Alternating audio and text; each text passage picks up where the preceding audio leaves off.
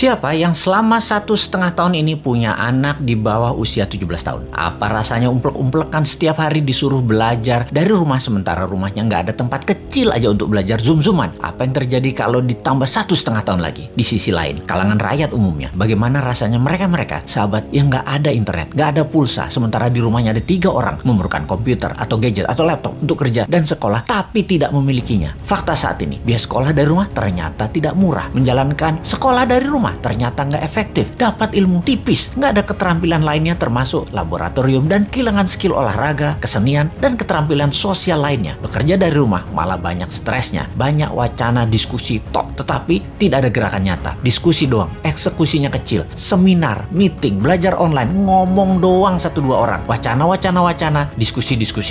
Rekening mah minus juga. Saat ini dunia bergeser jauh. Berapa lama kita akan menjadi seperti ini di bawah serangan virus? Jawabannya, kalau gini cara mengelolanya, selamanya, setidaknya sampai tahun 2025. Demikian kata WHO dan World Bank. Waduh, paling cepet 2023 awal deh. Tetep aja lama. Maunya tahun 2021 ini paling lama selesai deh. Vaksin deh tuh 100% orang Indonesia. Pertanyaan lagi, apakah selesai COVID? Ya nggak tahu juga. Menurut Ngana, selesaikah COVID ketika 100% manusia Indonesia sudah divaksin? Jawabannya nggak tahu. Misalnya, manusia setelah divaksin, efeknya tingkat kematian dan fatality-nya menurun. Tetapi tetap bisa kena. Dimana kalau kena ya isolasi mandiri, katakan 10 hari. Setiap hari ada 30.000 orang bergantian bergiliran. Tiap hari ada 30.000. Karena 10 hari di isoman, maka yang dikurung hari itu adalah 300.000 orang per hari yang terkurung gantian sampai 100 juta orang. Gitu ya. 2 tahun itu bisa tercapai. Bisa lebih. Serem amat ya kalau ini terjadi. Untuk mencapai 60% populasi yang benar, ya bisa 2 tahun lagi, mungkin bisa 4 tahun lagi. Kalau hal ini terjadi, maka bukan hanya ekonomi yang ambiar, tetapi keterampilan sosial anak kita, keterampilan lainnya hilang. Bisa terjadi generation gap yang parah, di mana di tahun 2045, 24 tahun lagi, mereka usianya yang sekarang 10-20 tahun itu adalah mereka menjadi tulang punggung angkatan kerja dan usaha. Mereka, bayangkan, tidak punya keterampilan yang mumpuni. Maka angkatan yang usianya 50-70 tahun di kemudian tadi masih tetap bekerja dan ini tidak efektif. Maka gawat kalau bernegara tidak ada yang memikirkan hal ini, tetapi lebih memikirkan tenaga kerja asing bagaimana bisa masuk terus dengan dilindungi pejabat paling berkuasa. Alhamdulillah berhasil masuk terus. Itu lebih penting baginya sekarang. Saat ini generasi mendatang ngapain gue pikirin katanya. Yang penting saat ini lagi berkuasa, gak ada yang boleh halangin. Pokoknya gigi 5, gaspol, gue harus kaya. Lalu siapa yang urus generasi muda yang sudah 1,5 tahun ini dikurung di rumah? Ditambah masih ada kemungkinan dikurung lagi 1,5 tahun lagi. Kita urai masalahnya. Kalau anak usia saat ini 7-11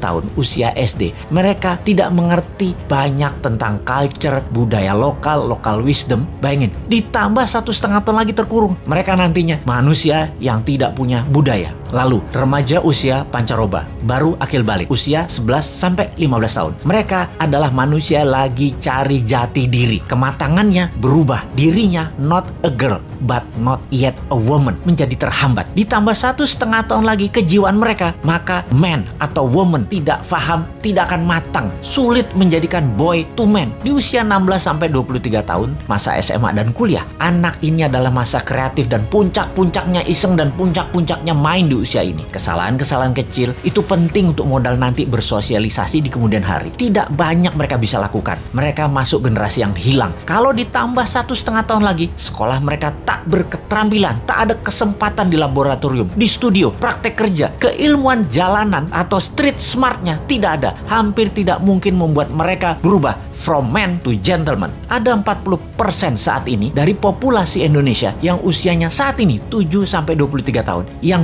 20 tahun lagi mereka merupakan tulang punggung keluarga, bangsa, negara. Jadi apa mereka ini nantinya? Ada yang mikirin pelindung nikel, mikirin. Yang pasang baliho jualan tahun 2024 itu mikirin. Yang menjabat sekarang mikirin. Kalau bosman, ada tuh bala muda walau kecil, kita berjuang.